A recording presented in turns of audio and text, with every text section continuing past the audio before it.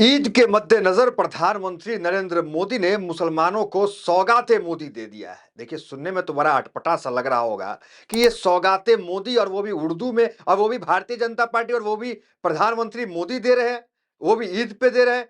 तो क्या है ये सौगाते मोदी? देखिए, प्रधानमंत्री नरेंद्र मोदी सौगाते मोदी दे रहे हैं ईद के खुशी में। देखिए, ये कोई जुमला नहीं है, ये बिल्कुल हकीकत है कि प्रधानमंत्री नरेंद्र मोदी मुसलमानों को सौगाते मोदी दे रहे हैं, गिफ्ट दे रहे हैं। प्रधानमंत्री मोदी पे आरोप लगते थे कि प्रधानमंत्री मोदी विदेश में जाकर माथा टेकते हैं, सिखों के जो है हाथ चूमने का काम करते हैं, मस्जिद वहां घूमते हैं, लेकिन अपने ही देश में मुसलमानों से कन्नी काट लेते हैं। लेकिन अब प्रधानमंत्री मोदी जिस तरीके से सौगाते मोदी ला रहे हैं, और कहा जा रहा है कि लाखों मुसलमानों को ईद के मद्देनजर राशन पानी और तमाम तरह के खजूर और गिफ्ट जो है सौगाते मोदी योजना के तहत जो देंगे। देखिए, कायदे से देखा जाए तो रमजान के इस महीने में तमाम जो है मुसलमान जो है वो कड़ी धूप में प्रोटेस्ट कर रहा है, धरने पे बैठा हुआ है कि वक्फ कानून जो है वो काला कानून है, उसे वापस ले लीजिए। तो सौगाते मोदी कायदे से अगर देखा जाए तो सबसे बेस्ट ये होता है कि ये कानून जो वक्फ बोर्ड को लेकर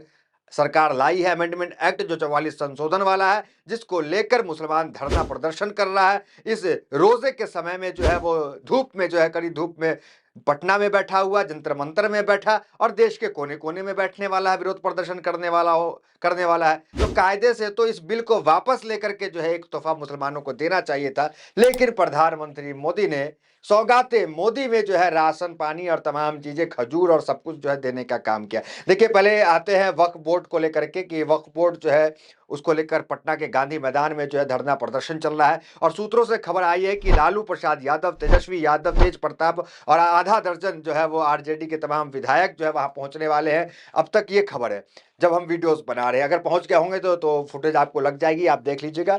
तो तमाम जो है प्रोटेस्ट जो है पटना में चल रहा है, और कहा जा रहा है कि आंध्र प्रदेश के अंदर भी कुछ दिन बाद प्रोटेस्ट होगा। और आखिरी चिट्ठी जो है all India Muslim personal law board ने नीतीश को, नायडू को, रामविलास पासवान के पुत्र चिराग पासवान को और तमाम पार्टियों को जो खुद को सेकुलर होने का दावा करती है वो उन्हें दे चुकी है, और ये भी कह चुकी है कि अगर ये तमाम पार्टियां हमारा साथ नहीं देती है तो इनको जो है मुसलमानों का वोट नहीं मिलेगा। चलिए वापस पहले आ जाते हैं, सौगाते मोदी क्या है, जरा सौगाते मोदी देख लीजिए। हेडलाइन देखिए, ईद पर देश भर में 32 लाख गरीब मुसलमानों को बीजेपी देगी सौगाते मोदी। देखिए, इस सौगाते मोदी में और इस पट्टा में चल रहे विरोध प्रदर्शन के बीच एक अच्छी खबर आई है। अच्छी खबर कहां से है? अच्छी खबर आपको जो है वो कर्नाटका से है, अच्छी खबर आपको तेलंगाना से है। कर्नाटक और तेलंगाना के राज्य में प्रधानमंत्री नरेंद्र मोदी की सरकार के द्वारा ये 42 अमेंडमेंट वाला जो एक्ट है, जो वक्फ बोर्ड 2024 अमेंडमेंट एक्ट का जो एक्ट है, इसके खिलाफ वहां के विधानसभा में प्रस्ताव पारित किया गया। इस बिल को रिजेक्ट किया गया विधानसभा में, तमिलनाडु के विधानसभा में और तेलंगाना के विधानसभा में, कि ये बिल जो है, माफ कीजिएगा, तमिलनाडु नहीं, आपको कर्नाटका के विधानसभा में कांग्रेस की सरकार, सिद्धरामैया की जो सीएम है, उनकी सरकार में इस बिल को रिजेक्ट कर दिया गया, प्रस्ताव पारित कर दिया गया कि सरकार जो केंद्र में बिल लाई है वो बिल इस राज्य में लागू नहीं होगा। एक कर्नाटका ने किया, दूसरा जो है तेलंगाना ने करने का काम किया, जिसके सीएम रेवंत रेड्डी हैं, कांग्रेस की वहां भी सरकार है, उन्होंने भी प्रस्ताव पारित कर दिया कि तेलंगाना के ये माफ कीजिएगा, आपको तेलंगाना के अंदर ये जो है बिल लागू नहीं हो पाएगा। तो ये बड़ी कामयाबी लंबे समय बाद दो राज्य से देखने को मिली है, जो मुसलमानों की जो है जीत यहाँ पे देखी जा सकती है कि दो राज्य में कानून पास हो गया कि यहाँ पे वो चीजें लागू नहीं होगी, प्रस्ताव पारित हो गया। सरकार के जो बिल थी केंद्र की 44 संशोधन वाली, उसको पूरी तरीके से ये दो राज्यों ने रिजेक्ट कर दिया। देखिए, all India Muslim personal law board ने कल आखिरी प्रेस कॉन्फ्रेंस किया था इस आंदोलन से पहले जो अभी हो रहा है। क्या कहा था देखिए, जो पार्टी वक्फ बिल का समर्थन करेगी उसे इलेक्शन में मुसलमान का वोट नहीं मिलेगा। तो ये खुली तौर पे जो है वो चेतावनी दे दी। अब आते हैं जरा सा, ये जो जुमला लग रहा है आपको सौगाते मोदी, उसके बारे में डिटेल समझ लीजिए। ईद पर देश भर के 32 लाख गरीब मुसलमानों को बीजेपी देगी सौगाते मोदी, जानिए किट में क्या क्या होगा। अब इसको समझ लीजिए, फिर उसके बाद all India Muslim personal law board ने आगे क्या कहा है वो आपको बताएंगे। पहले किट समझ लीजिए, किट में क्या है नहीं है। ईद के मौके पर केंद्र सरकार ने मुसलमानों को खास तोहफा दिया। दरअसल केंद्र की नरेंद्र मोदी सरकार द्वारा 32 लाख गरीब मुसलमानों को ईद के मौके पर सौगाते मोदी दिया जाएगा, ताकि उन्हें ईद मनाने में किसी तरह की दिक्कत न होगी।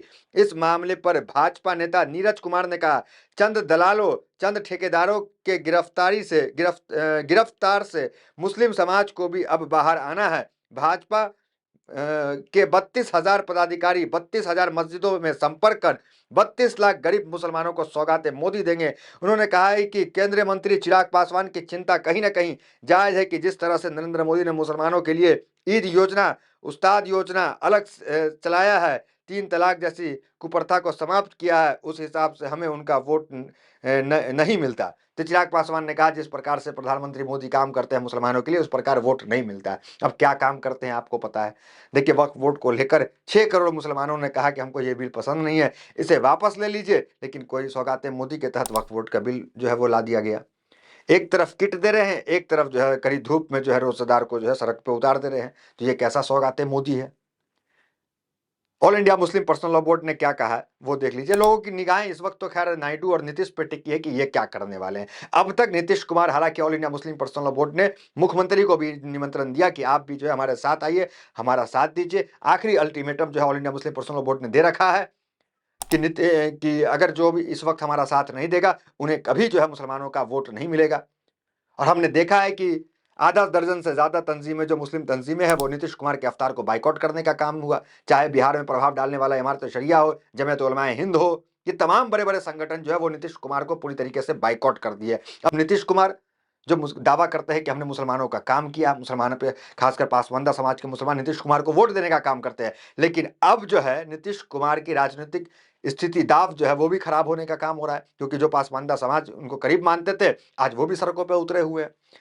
देखिए क्या all India Muslim personal law board ने क्या कहा, जरा देख लीजिए। All India Muslim personal law board और तमाम मुस्लिम संगठन कई बार स्पष्ट कर चुके हैं कि वक्फ संपत्तियों पर सरकार का कब्जा कभी नहीं करने दिया जाएगा। वक्फ संशोधन बिल 2024 को भारत के मुसलमानों ने पूरी तरह से खारिज कर दिया है। सरकार को मुसलमानों के धैर्य की परीक्षा नहीं लेनी चाहिए और देश को लोकतंत्र की बजाय तानाशाही की ओर नहीं ले जाना चाहिए। अल्पसंख्यकों की संपत्ति जब्त करने का प्रयास सरासर क्रूरता है, जिसे कोई भी न्यायपीठ समूह स्वीकार नहीं कर सकता है। हमें अफसोस है कि एनडीए की सहयोगी पार्टियों ने मुसलमानों को उनका हक दिलाने से अपनी भूमिका नहीं निभाई और बीजेपी के सांप्रदायिक एजेंडों का समर्थन किया। हम विपक्ष के धर्मनिरपेक्ष दलों से अपील करते हैं कि अगर यह विधेयक संसद में पेश किया जाए तो वो एकजुट होकर इसका पुरजोर विरोध करे। हम सरकार से इस संशोधन विधेयक को वापस लेने और पुराने कानून को बरकरार रखने की मांग करते हैं, अन्यथा मुसलमानों के लिए जन संघर्ष के अलावा कोई और रास्ता नहीं बचेगा और परिणाम स्थिति के लिए सरकार जिम्मेदार होगी। कुल मिलाकर all India Muslim personal law board ने साफ कर दिया कि परिणाम स्थिति जो भी होगी इस आंदोलन के बाद जो हम कर रहे हैं, इसकी जिम्मेदारी सरकार लेती है, हम नहीं लेते। ये तमाम बातें कही जा रही है। नीतीश और नायडू की बात कर लेते हैं यहाँ पे कि नीतीश और नायडू जो है वो पूरी तरीके से चुप्पी साधे हुए। नीतीश नायडू ने कुछ भी जो है अभी क्लियर नहीं किया। हालांकि ललन सिंह जो है उन्होंने समर्थन किया और टीडीपी ने जो मामले को जेपीसी में भेजने के लिए पक्षधर रही। चिराग पासवान ने भी कहा कि मामला जेपीसी में चला जाए। इन लोगों ने खुलकर जो है बिल का समर्थन नहीं किया और सरकार देखी कि हम तो बैसाखी पे टिके हुए हैं, अगर हम ले आए बिल को और वोटिंग कम पड़ जाए तो दिक्कत हो जाएगी। तो सरकार ने इसे जेपीसी में भेज दिया। अब जेपीसी में जब चला गया तो नीतीश और नायडू जैसे लोग जो है वो पूरी तरीके से चुप्पी साधे हुए। नीतीश कुमार कुछ नहीं कह रहे हैं। अगर नीतीश कुमार चुप्पी नहीं साधते तो कुछ बयान देते, बिल की तारीफ ही कर देते, लेकिन नीतीश कुमार ऐसा करते हुए बिल्कुल नहीं देखे। यहाँ तक कि जब बिल जो है संसद में आया था, जब इसके बारे में बताया जा रहा था, इंट्रोडक्शन हो रहा था, तो उस बीच जो है वो इरशादुल्ला हैं जो कि वक्फ बोर्ड के जो है वो वहाँ पे चेयरमैन है बिहार में। बिहार में नीतीश कुमार ने वक्फ बोर्ड के लिए काफ़ी काम किया, कब्रिस्तान घेराबंदी, तमाम चीज़ें नीतीश कुमार ने किया, मदरसों की सुरक्षा, तमाम काम उन्होंने किया। तो इरशादुल्ला जाकर के मिलते हैं नीतीश कुमार से। तो नीतीश कुमार क्या कहते हैं जरा वो कोट देख लीजिए। उस समय आज से 6 महीना पहले जब वक्फ बिल जो है वो सरकार पहली बार लेकर के सदन में आई थी, देखिए क्या कहते हैं। सीएम ने कहा किसी भी तरह की परेशानी अक़लियतों पर आएगी तो वो मेरी परेशानी होगी। सीएम ने कहा कि इस बिल के बारे में मुझे पता नहीं है, इस बिल को मैं देखूंगा, वह दिल्ली से पार्टी के वरीय नेता आएंगे तो उनसे भी बातचीत करूंगा और किसी भी कीमत पर मुस्लिम समाज का अहित नहीं होने दूंगा। ये बात कौन कह रहा है? नीतीश कुमार कह रहे हैं। तो फिलहाल नीतीश और नायडू जो है वो पूरी तरीके से चुप्पी साधे हुए हैं। वही अगर बात कर ले चंद्रबाबू नायडू की, तो चंद्रबाबू नायडू की जो पार्टी है उनके भी एक नेता है, उनके नेता ने भी साफ कहा कि चंद्रबाबू नायडू ये अहित जो है नहीं होने देंगे। क्या कहा था जरा बयान उनका भी देख लीजिए। मुस्लिम हितों को नुकसान पहुंचाने वाला कोई भी बिल लागू नहीं होने देंगे और यह भी दावा किया था कि बिल की संयुक्त संसदीय समिति जेपीसी में भेजने में नायडू की भूमिका थी। हालांकि इसके बाद नायडू या उनकी पार्टी की ओर से कोई मुखर विरोध या समर्थन का बयान सार्वजनिक रूप से नहीं आया। ये देखिए उनके पार्टी के एक नेता है, उन्होंने उनके पार्टी के टीडीपी नेता नवाब जान ने यह बयान दिया था कुछ दिन पहले कि अगर जेपीसी में गई है तो नायडू की वजह से गई है।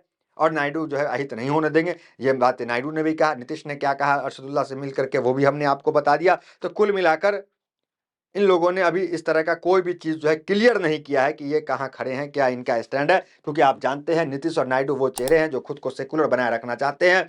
नायडू ने जो अभी आपने देखा रमजान के वक्त मुसलमानों को 2 घंटा पहले छुट्टी देने का काम किया, बीजेपी की पिच से अलग हट करके फैसला लिया।